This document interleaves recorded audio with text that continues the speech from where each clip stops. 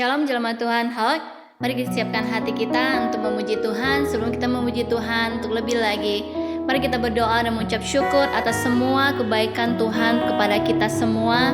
Pada hari ini kita diberi kesempatan untuk bisa menikmati hari ini dan bisa beribadah pada hari ini. Mari kita siapkan hati kita untuk memuji Tuhan, untuk memuji Tuhan kita, untuk lebih lagi memuji Tuhan kita. Siapkan hati kita. Kita mau berdoa dan mengucap syukur atas semua kebaikan Tuhan. Tuhan, kami bersyukur buat hari ini ya Bapa. Karena kasih-Mu Tuhan, karena anugerah-Mu Tuhan, kami dapat menikmati hari ini. Terima kasih buat segala kebaikan yang Kau berikan buat kami ya Bapa. Ajar kami Tuhan selalu bersyukur atas semua kebaikan yang Kau berikan buat kami ya Tuhan. Terima kasih Tuhan, kami percaya Engkau ada di tengah-tengah Tuhan, bersama kami ya Bapa untuk beribadah pada hari ini Tuhan. Engkau memberkati setiap jemaat-Mu yang ada pada saat ini ya Bapa. Siapkan hati dan pikiran kami Tuhan untuk bisa lebih lagi memuji Engkau, lebih lagi menikmati hadirat-Mu Tuhan. Tuhan, sebelum kami untuk lebih lagi memuliakan nama-Mu Bapa, kami mau mengangkat persembahan kami di hadapan Engkau Tuhan. Kami minta Tuhan Kau memberkati setiap persembahan kami ya Bapa. Biarlah persembahan ini Tuhan bermanfaat buat Kamu untuk kemuliaan nama-Mu ya Bapa. Terima kasih Tuhan, sekali lagi Bapa, kami percaya Engkau akan mengembalikan berlipat-lipat ganda buat bagi setiap tangan yang akan memberi persembahan ini ya Bapa. Terima kasih Tuhan, biar Engkau memberkati di dalam nama Yesus Tuhan. Hanya di dalam nama Yesus Tuhan kami siap untuk memuliakan nama-Mu Bapa. Haleluya, amin. Mari kita angkat pujian ini, sukacita dalam Tuhan, amin.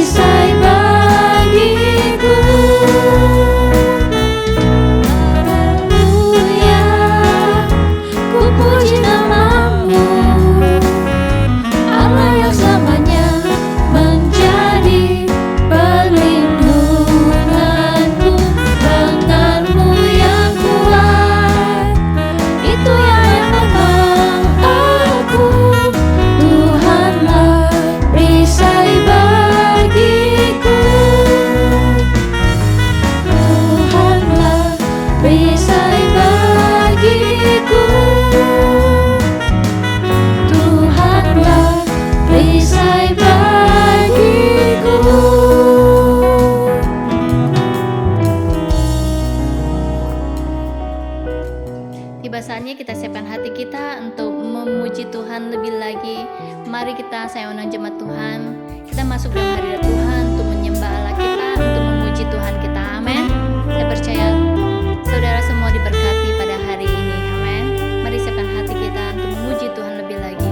Mari kita ke pujian ini berada dalam hadirat Tuhan.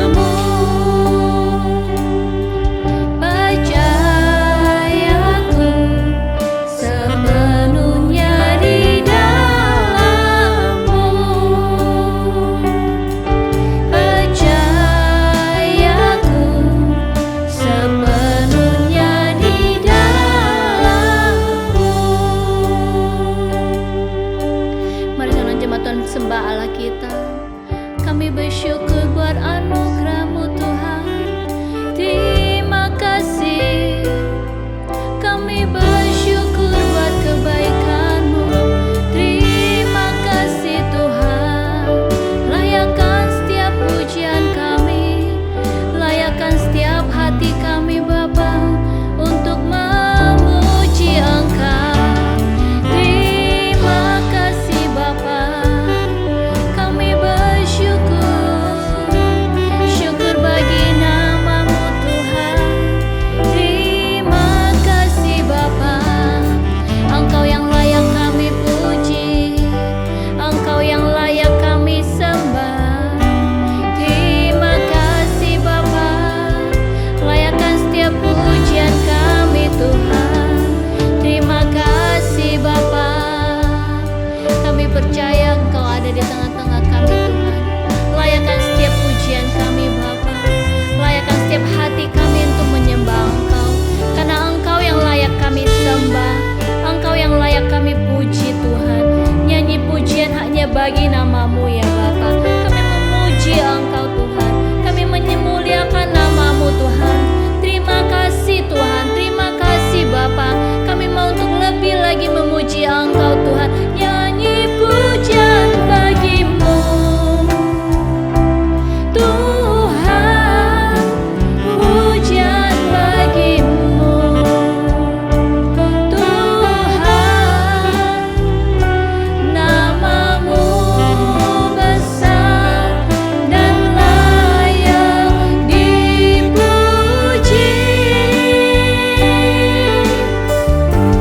Nyanyi pujian bagi-Mu Tuhan. Pujian bagi-Mu Tuhan. Nama-Mu besar dan layak dipuji. Sekali nyanyi pujian bagi-Mu Tuhan. Nyanyi pujian bagi-Mu Tuhan.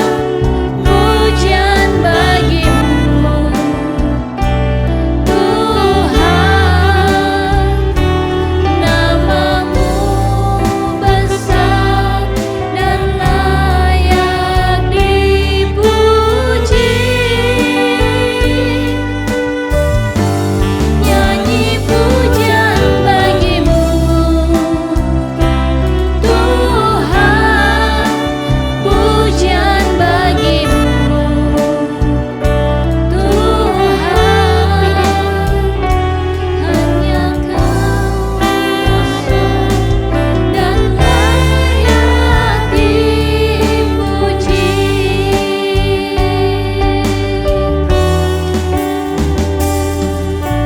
Kami bersyukur Tuhan buat setiap kebaikan-Mu Bapa. Karena kasih-Mu Tuhan kami dapat menikmati hari ini. Terima kasih Tuhan atas hari ini ya Bapa. Ajar kami Tuhan selalu bersyukur apa yang Engkau perbuat dalam hidup kami Tuhan. Sekali lagi Tuhan, terima kasih buat hari ini ya Bapa.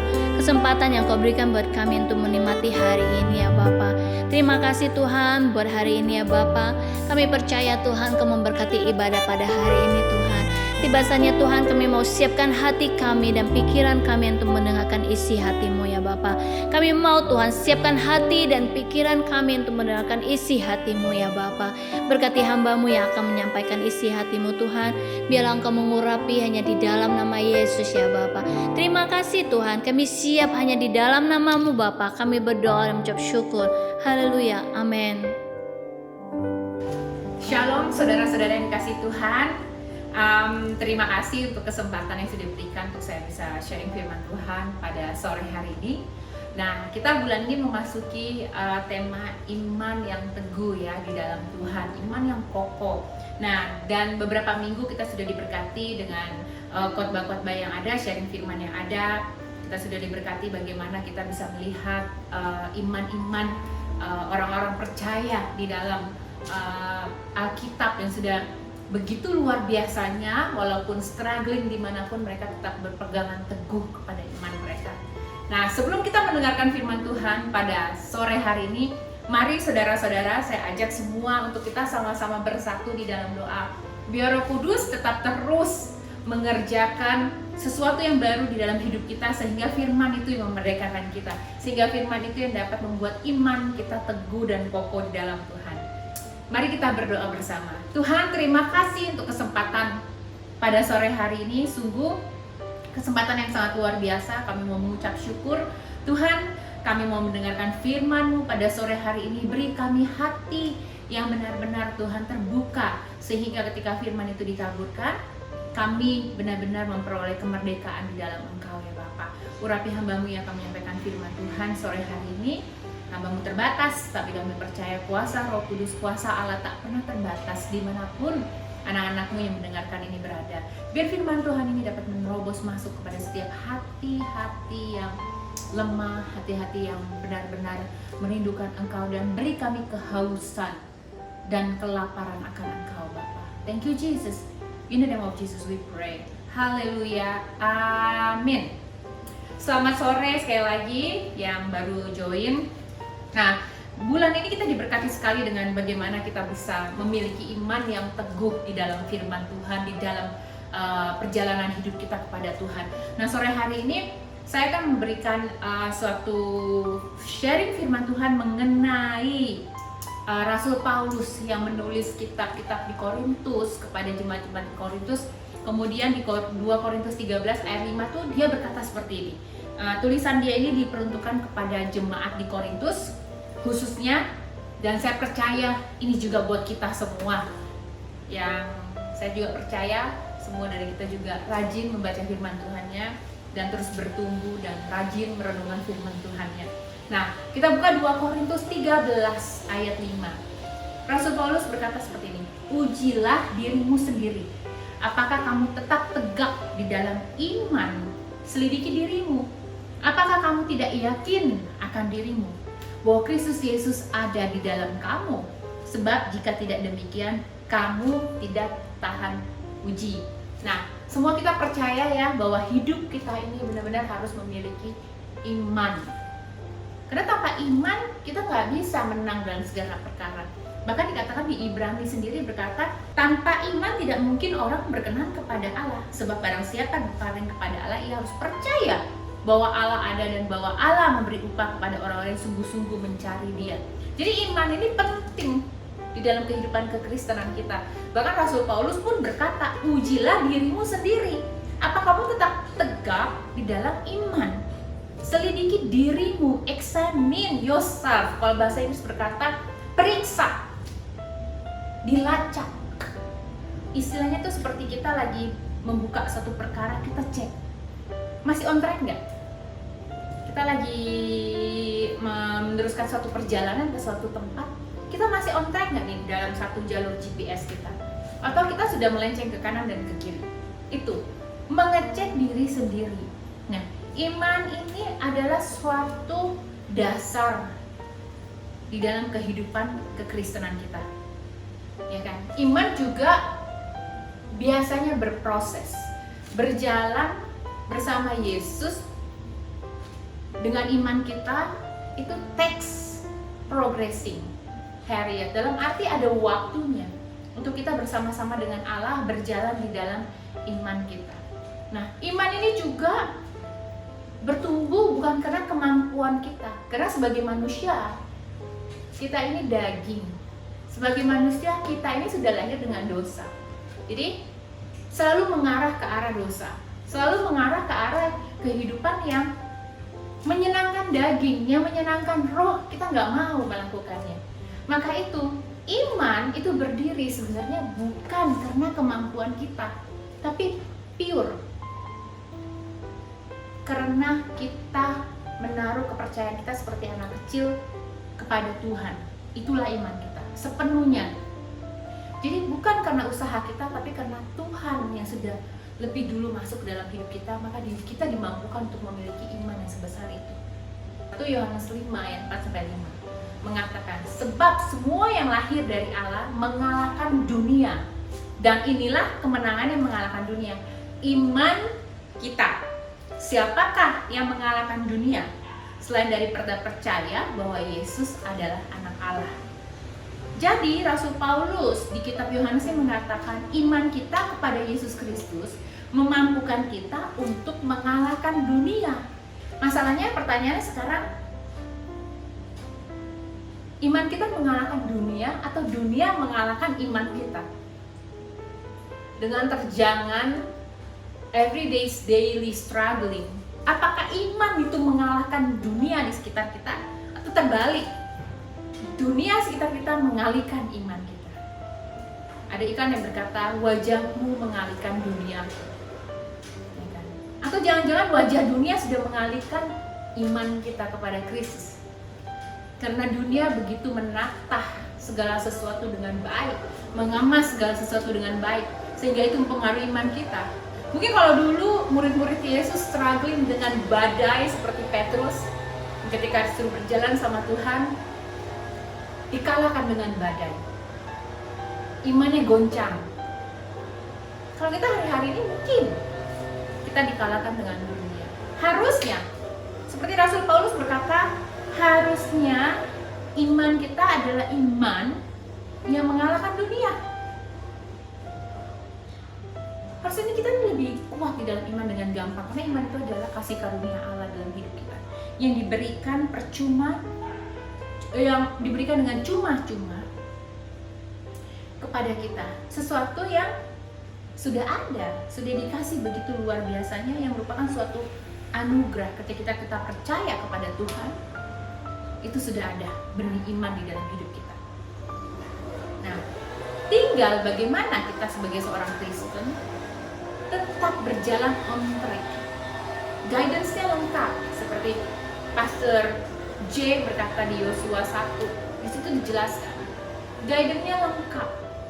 Iman Joshua itu bertumbuh, Joshua dan Kaleb itu kenapa? Karena dia memegang kepercayaan kepada Tuhan.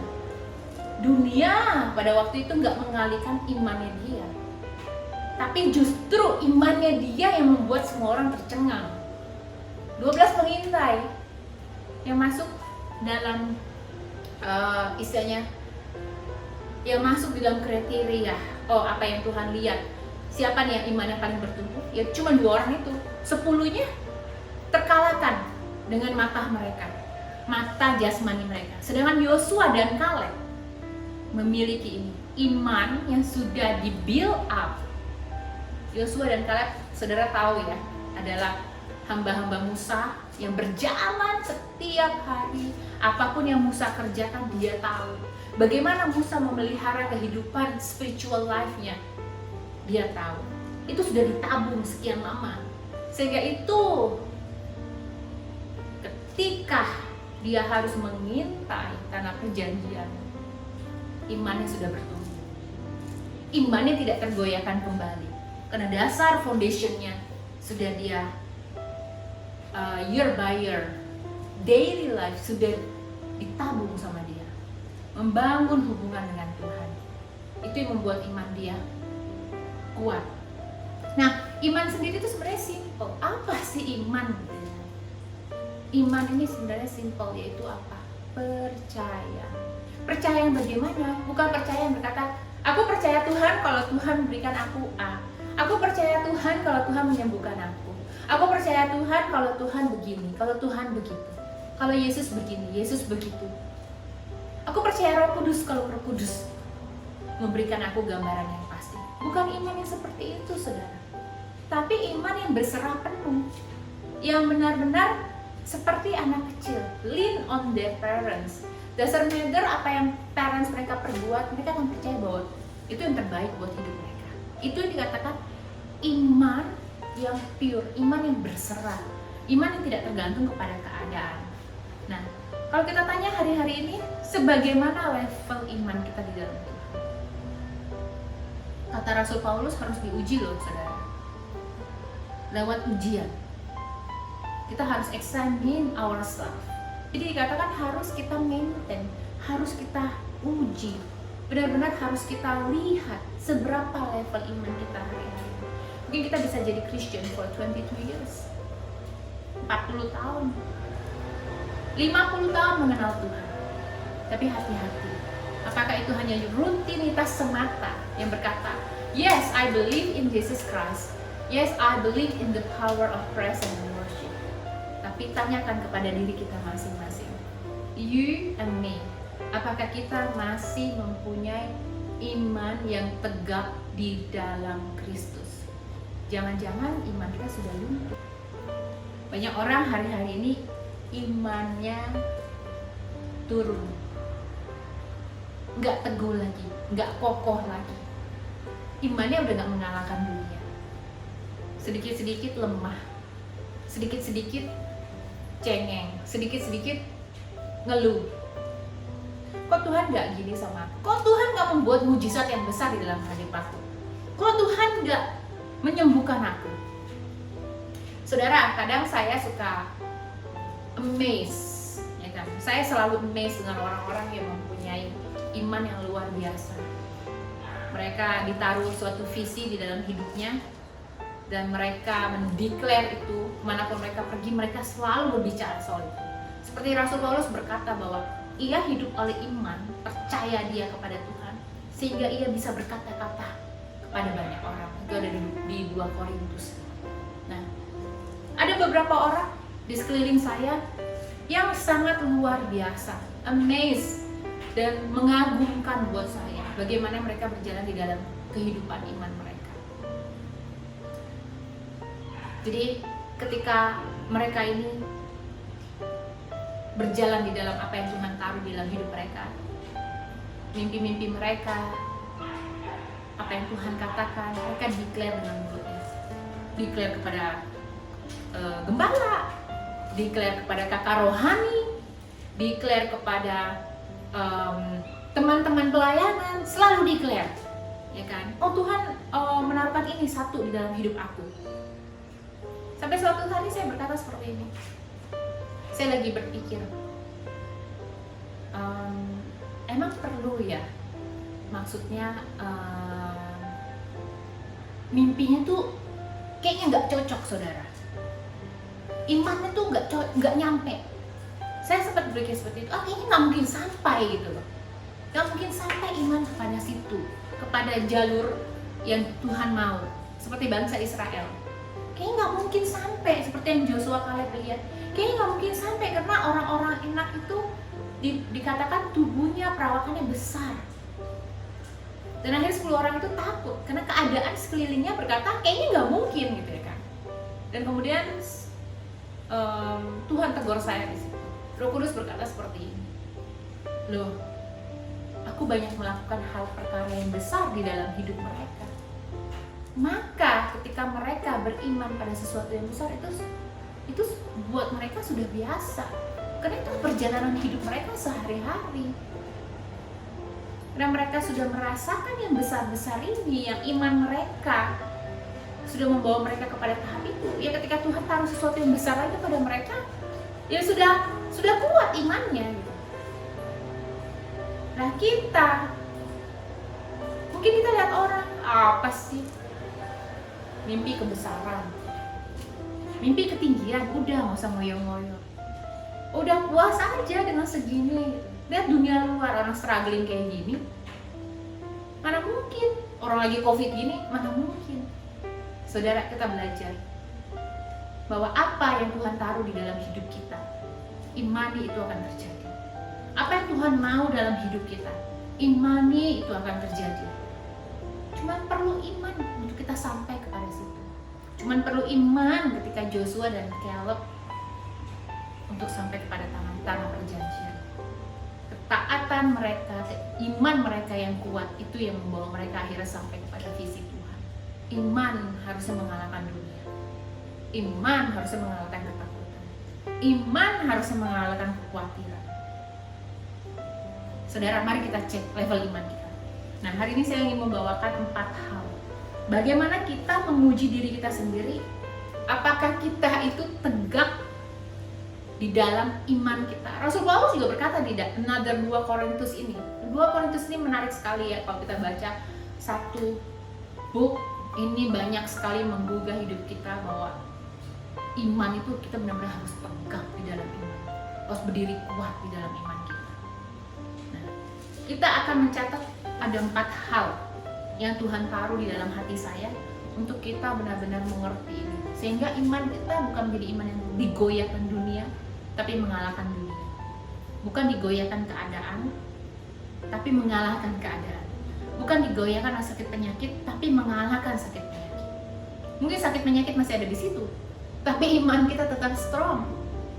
Bagaimana caranya kita menguji diri kita sendiri? Apakah kita tetap tegak di dalam iman? Karena Alkitab berkata, taste and evaluate yourself to see whether you are in faith and living your life as committed believer. Kita harus taste ourselves, harus menguji diri kita sendiri. Saudara, satu, hubungan kita dengan Tuhan itu produce faith. Relation kita dengan Tuhan itu produce faith, menghasilkan iman. Intimacy dengan Tuhan menghasilkan identitas. Dan identitas kita di dalam Tuhan menghasilkan iman. Galatia 3 ayat 26-9 berkata seperti ini. Sebab kamu semua adalah anak-anak Allah karena iman di dalam Yesus Kristus. Karena kamu semua yang dibaptis dalam Kristus telah mengenakan Kristus. Dalam hal ini tidak ada orang Yahudi atau orang Yunani, tidak ada hamba atau orang mereka, tidak ada laki-laki atau perempuan. Karena kamu semua adalah satu di dalam Kristus Yesus. Dan jikalau kamu adalah milik Kristus, maka kamu juga adalah keturunan Abraham dan berhak menerima janji Allah. Kita berhak menerima janji Allah. Tapi syaratnya harus punya iman di dalam Yesus. Iman harus dibuild up melalui relationship. Iman ini berkata soal kepercayaan. Kepercayaan kita kepada seseorang, kepada pribadi, itu nggak langsung lahir ketika kita kenal, hey, my name is Villa, gitu kan. Langsung dia langsung percaya 100% kepada saya, langsung memberikan handphonenya, langsung memberikan kartu kreditnya, langsung memberikan semuanya kepada saya. Nggak mungkin, saudara. Itu mustahil. Ya kan, kecuali dia emang sudah, ya sudahlah, ambil semuanya, atau ya sudah, aku lagi generous gitu, berbagi-bagi, atau buat dia itu nggak penting gitu ya kan. Tapi kalau orang percaya kepada kita, itu pasti karena ada relationship yang dibangun. Ketika orang mempercayakan hidupnya, cerita tentang hidupnya kepada kita, itu pasti karena berawal dari relationship. Akhirnya terbentuk suatu kepercayaan. Begitu juga dengan hubungan kita dengan Tuhan. Hubungan ini dasarnya harus di-maintain sehingga growing yang namanya faith, intimacy kepada Tuhan membuat kita growing in our faith. Kalau nggak ada itu, nggak bisa, saudara, dikatakan Tuhan adalah pokok anggur dan kitanya ada rantingnya. Kita harus meresap sehingga baru ranting-ranting itu bisa growing. Tanaman juga sama seperti itu, meresap baru bisa keluar bunga dan berbuah, ya kan? Hubungan kita dengan Tuhan itu lekat sebagai seorang father, sahabat, ya kan? Makanya kalau Tuhan itu pasti sharing everything. Roh Kudus akan membuat kita mengerti anything. Kenapa ada relationship? Relationship ini yang akhir membuka pintu kepercayaan kita untuk growing. Nah, masalahnya banyak orang gak punya relationship karena terlalu sibuk. Ada teman berkata, sibuk membuat excuse. Mendekat kepada Tuhan dan mengetahui isi hatinya, baru kita bisa melangkah lebih jauh di dalam iman kita. Saudara, untuk kita dapat mempunyai hubungan yang sangat luar biasa dengan Yesus, dengan Bapa kita, kita harus menjaga mata kita, telinga kita, dan menjaga pintu hati kita. Kenapa? Karena ini pintu-pintu yang kalau kita buka, terbuka lebar untuk everything, itu yang akan mempengaruhi iman kita. Maka kita harus benar-benar be careful. Hubungan dengan Tuhan produce faith, tapi itu ada pintu-pintu yang harus kita jaga. Pintu hati, pintu mata, pintu telinga. Take time cause and think. Apa yang kita dengar, apa yang kita lihat, apa yang kita masukkan ke dalam hati kita. Banyak orang lebih banyak membuka hati, mata, dan telinga kepada hal-hal yang sebenarnya nggak menumbuhkan iman, sebenarnya nggak memberikan nutrisi buat iman. Contohnya, kalau Tuhan, kalau Roh Kudus mengingatkan kita, matikan suara TV atau matikan handphone kita. Takes time untuk mendengarkan suara Tuhan. Hari ini saya jamin saudara, susah banget orang give up untuk itu. Berjaga-jaga dengan Tuhan 1 jam saja itu susah. Bukan begitu? Kemarin saya lagi pergi ke pasar, hujan besar, ya kan? Bawa payung besar, jalannya kecil. Di depan saya bilang, excuse me, saya mau lewat, karena dia berjalan di tengah. Saya mau lewat gitu loh, excuse me, gak dengar saudara. Saya yang harus agak menjauh dari trotoar. Kenapa? Gak dengar?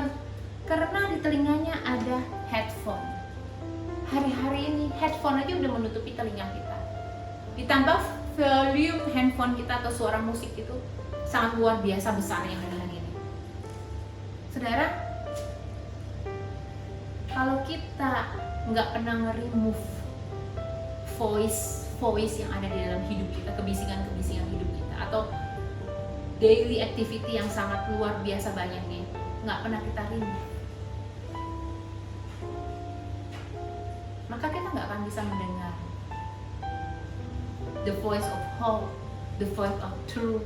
Kita nggak bisa dengar, karena ketika kita let in one voice, of course we say no to the other voice. Sama seperti itu, kita bilang, Yesus, aku mau mendengar suaramu, aku mau mendengarkan Engkau, Roh Kudus. Maka suara lain itu akan menyingkir. Jadi relationship kita dengan Tuhan ini harus dibangun.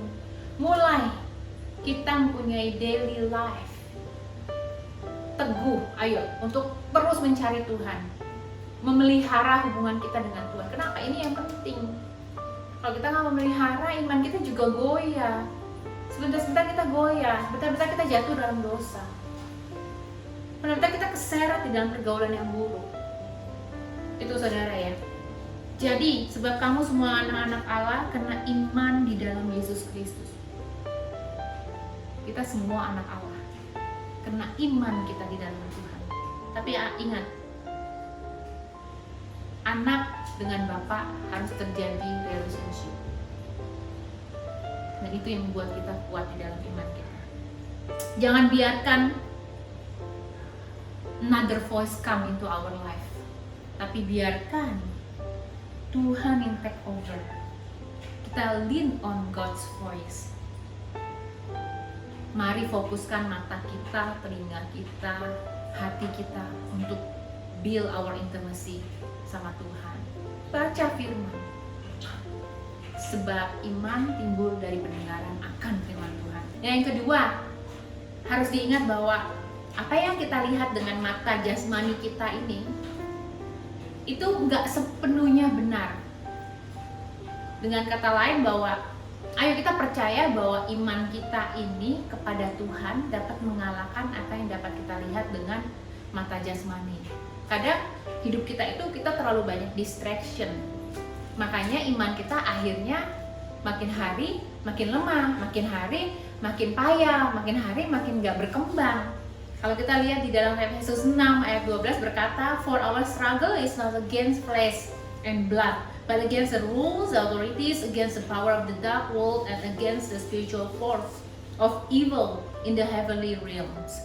Nah, kalau kita mau benar-benar mempunyai iman yang teguh di dalam Tuhan, mengecek diri kita, apakah kita imannya masih bertumbuh atau makin hari makin nggak baik di dalam Tuhan. Kita harus ingat bahwa distraction yang kita lihat hari-hari ini nggak boleh mengalahkan iman kita. Itu tuh nggak ada apa-apanya dibanding dengan apa yang kita punya di dalam hidup kita, di dalam hati kita. Bahwa Allah beserta kita, Allah yang berperang buat kita. Kalau kita buka di dalam 2 Tawarik 20, kita akan melihat satu raja yang bernama Raja Yosafat. Ketika itu dia harus menghadapi peperangan yang sangat besar sekali. Nah, kita buka yuk di 2 Tawarik 20. Ketika dia menghadapi banyak persoalan peperangan, dia tidak takut. Bahkan dia declare bahwa ayo rakyat-rakyat kita berperang bersama-sama. Karena peperangan kita bukan punya kita, tapi punya Tuhan. Kita buka di dalam ayat 15 dan 16. 2 Tawarik 20 ayat 15-16 berkata, "Dan berseru, camkanlah hai seluruh Yehuda dan penduduk Yerusalem, dan tuanku Raja Yosafat, beginilah firman Tuhan kepadamu. Janganlah kamu takut dan terkejut karena laskar yang besar ini, sebab bukan kamu yang akan berperang, melainkan Allah. Besok haruslah kamu turun menyerang mereka, dan mereka akan mendaki pendakian Ziz, dan kamu akan mendapati mereka di ujung lembah, di muka padang gurun Yeruel. Dalam peperangan ini tak usah kamu bertempur, hai Yehuda dan Yerusalem. Tinggallah berdiri di tempatmu dan lihatlah bagaimana Tuhan memberikan kemenangan kepadamu. Janganlah kamu takut dan terkejut. Majulah besok menghadapi mereka. Tuhan akan menyertai kamu." Jadi seseorang yang dipakai Tuhan untuk menyampaikan suara Tuhan kepada Yosafat berkata seperti ini, "Gak usah takut dengan apa yang bisa kamu lihat. Mungkin pasukannya besar, mungkin pasukannya udah mengintimidasi. Bukankah hidup kita hari-hari ini banyak intimidasi dari iblis, dari setan yang ingin membuat iman kita semakin mengecil, dan intimidasi itu semakin besar. Percaya, lihat hidup kita hari-hari ini. Cek level iman kita. Apakah yang kita lihat itu akhirnya lebih besar mengintimidasi hidup kita dari apa yang bisa kita lihat, dari apa yang bisa kita percayai, dari apa yang bisa kita dapatkan dari firman-firman Allah. Coba kita examine ourselves, uji, periksa diri kita.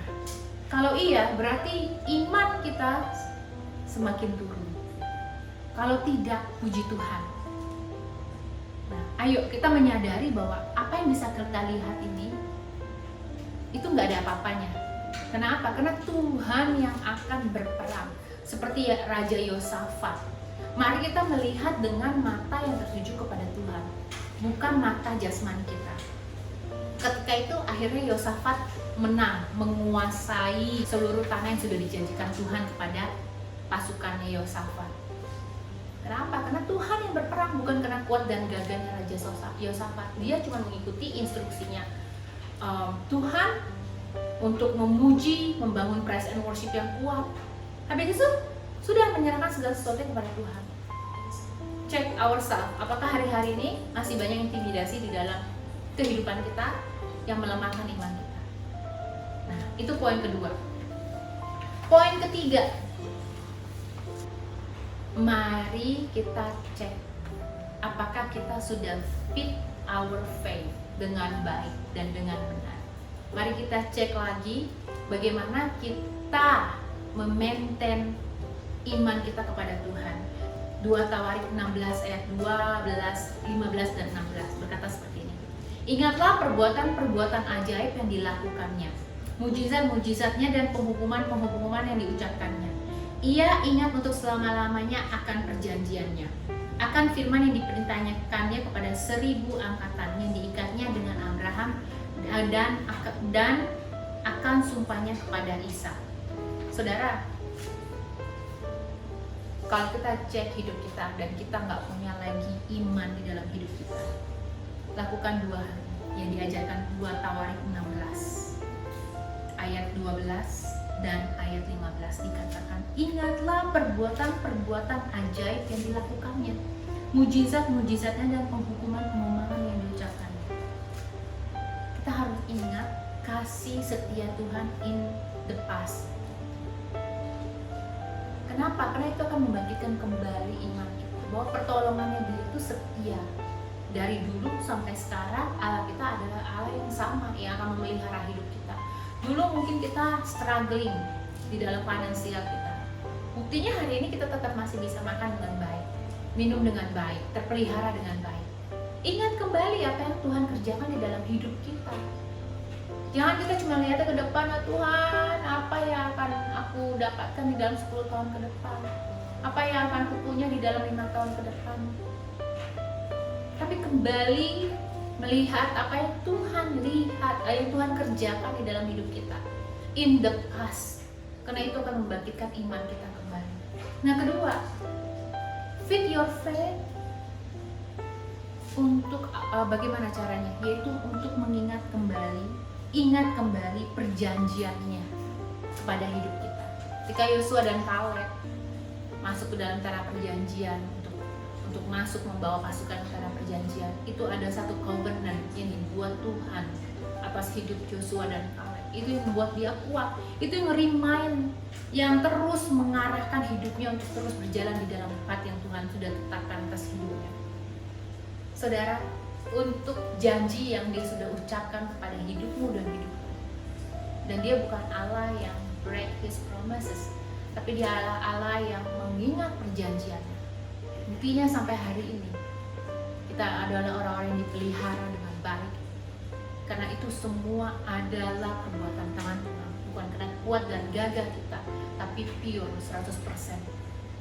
Itu adalah kerja Tuhan, kerja Roh Kudus dalam hidup kita. Yang keempat, tidak saya panjangkan lagi, ini yang penting. Joshua Follier berkata seperti ini, as the world enters your eye gate, declare it with your mouth gate into your ear gates, and then you will able to take the gate. Jadi untuk terus growing di dalam iman, punya iman yang teguh, apa? Declaration. Declare. Karena apa? Karena terlalu banyak distraction dalam hidup kita. Distraction itu mulai masuk lewat suara-suara di kepala kita. Kenapa? Karena sekali lagi, perjuangan kita bukan melawan darah dan daging, tapi penguasa-penguasa di udara, the rules, the authorities. Ketika semua itu masuk dalam our mind, our ears, dan mulai masuk dalam hati kita, hati-hati itu akan take over our life, take over our faith di dalam Tuhan. Jadi ketika firman itu masuk ke dalam hati kita dan kita declare keluar dari mulut kita, itu yang akhirnya akan membuka pintu-pintu yang tertutup. Itu yang akan membuat kita berani melangkah bersama dengan Tuhan. Kita berani untuk mendeclare. Kalau kita buka di Yehezkiel 37, ya, Yehezkiel itu prophesy kepada tulang-tulang yang kering dan tulang-tulang yang mati. Ketika dia prophesy, saudara, bagaimana kejadiannya kalau dia udah mati, udah dry ini tulang-tulang, udahlah aku nggak mau lagi. Tapi dia instead of dia tetap melihat kepada tulang-tulang yang sudah kering itu, tapi dia melihat dengan mata iman dia, dan dia mulai mendeclare itu pada tulang-tulang yang kering, tulang-tulang yang sudah mati. Dan itu akhirnya terjadi. Jangan lupa untuk mendeclare janji-janji Tuhan, untuk fight back pada setiap distraction yang melalui intimidation, apapun itu bentuknya, kekhawatiran. Jangan menyerah, tapi take your faith, declare bahwa kita punya Allah yang besar. Mari punyai iman yang mengalahkan dunia, bukan dunia yang mengalahkan iman kita. Declare, kita punya Tuhan yang besar. Dan saya percaya sore hari ini, saudara semua yang hari-hari ini sedang lemah, seperti lesu, mari kita datang kepada Tuhan yang akan memberikan kita kekuatan, yang memberikan kita penghiburan, dan yang akan membangkitkan iman kita kepada Dia. Mari saya ajak saudara, kita berdoa sebelum kita mengakhiri kebaktian sore hari ini. Tuhan, terima kasih untuk apa yang Kau sudah firmankan di dalam hidup kami. Hamba berdoa Tuhan, setiap perkataan, setiap sharing firman Tuhan ini tidak akan pernah menjadi sia-sia, karena Engkau Allah Roh Kudus yang akan terus bekerja di dalam kehidupan anak-anak-Mu. Tuhan, kami berdoa dari tempat ini bagi mereka yang mempunyai iman yang mungkin sudah tidak didapati sebesar biji sesawi lagi Tuhan. Hamba berdoa dalam nama Yesus ya Bapa, Engkau pulihkan kembali Tuhan. Engkau pulihkan Tuhan rasa kepercayaan mereka kepada Engkau ya Bapa. Di dalam nama Yesus, yang sakit Tuhan, yang struggling, Engkau memberikan jalan keluar Tuhan. Dan terutama Tuhan, mereka tetap teguh di dalam iman mereka, tetap kokoh, tetap berjalan kuat ya Bapa, tetap dapat mendeklar iman mereka, tetap dapat mempunyai hubungan yang baik di dalam Engkau ya Tuhan. Terima kasih Tuhan, sampai sore hari ini kami Tuhan benar-benar menjadi anak-anak-Mu yang terus Tuhan dipakai, di guidance oleh Engkau sendiri ya Bapak. Kami sungguh mengucap syukur untuk anugerah yang terbesar di dalam hidup kami Bapak. Tuhan, sore hari ini sebelum kami pulang, kami juga berdoa membawa doa syafaat yang ada pada hari-hari ini. Kami berdoa untuk perkembangan COVID mungkin di Australia dan Indonesia Tuhan. Kami berdoa di dalam nama Yesus ya Bapak, Engkau berikan kesembuhan, Engkau berikan pemulihan ya Bapak. Bahkan untuk varian-varian yang baru Tuhan, yang banyak diberitakan, kami mau declare ya Bapak. Kami tidak akan menjadi takut, kami tidak akan menjadi khawatir, karena kami tahu Allah kami, Allah yang menjaga hidup kami, Allah yang menyembuhkan hidup kami, dan Allah yang menjauhkan hidup kami dari segala sakit penyakit ya Bapak. In the name of Jesus Tuhan, kami tidak takut Tuhan, kami tidak khawatir Tuhan, karena kami percaya Engkau Allah beserta dengan kami ya Bapak. Terima kasih Engkau berkati setiap bangsa-bangsa ini Tuhan, untuk terus mengatur Tuhan regulasi-regulasi yang baik Tuhan, sehingga Tuhan dapat jalan keluar, dapat didapati dengan baik dan berdasarkan hikmat-Mu saja ya Bapak. Terima kasih, berkati gembala-gembala yang ada Tuhan, kakak rohani kami, ibu rohani kami Tuhan, bapak rohani kami ya Bapak, dimanapun mereka berada Tuhan, penyertaan Allah selalu sempurna atas hidup mereka Tuhan, menjadi berkat kemanapun mereka pergi. Terima kasih ya Bapak, dan juga kami berdoa bagi hari-hari ini Tuhan yang masih dalam tahap penyembuhan. Kami berdoa biar Engkau berikan kesempurnaan dalam penyembuhan mereka ya Bapak, completely sembuh Tuhan, dan berjalan dengan baik di dalam setiap Tuhan COVID, sisa-sisa COVID ada di dalam tubuh mereka. Kami berdoa ya Bapak, itu tidak dapat menyerang iman mereka lagi ya Bapak. Terima kasih. Kami juga menyerahkan Tuhan hari-hari kami ke depan Tuhan, waktu-waktu kami bersama dengan Engkau. Kami serahkan ke dalam tangan-Mu saja, penyertaan Allah sempurna atas keluarga kami Tuhan. Kami juga mau menerima berkat dan datang daripada-Mu pada sore hari ini Tuhan. Terima kasih. Kami hamba-Mu berdoa dari tempat ini, biar penyertaan Allah sempurna atas hidup jemaat-Mu, dan kemanapun mereka pergi biar Allah sendiri yang menyertai, dan apapun yang mereka kerjakan mereka menjadi berhasil. Dan biarlah Tuhan iman mereka semakin hari Tuhan, semakin diperbaharui, semakin naik level, semakin mature di dalam Engkau ya Bapak. Terpujilah nama-Mu, berkati mereka semua ya Bapak. Kami berdoa dan mengucap syukur. Haleluya, amin. Selamat sore, Tuhan Yesus memberkati.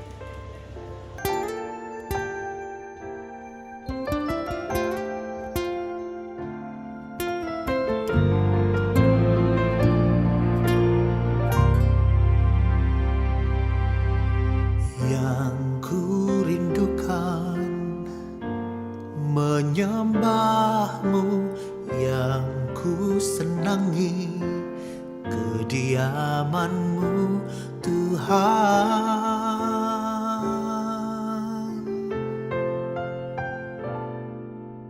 Tuhan, ini hatiku yang baru, rajin menyembah-Mu, rajin memuji-Mu. Mau selalu rajin untuk bersekutu dengan-Mu, rindu menyembah-Mu, rindu memuji-Mu. Tuhan, ini hatiku yang baru.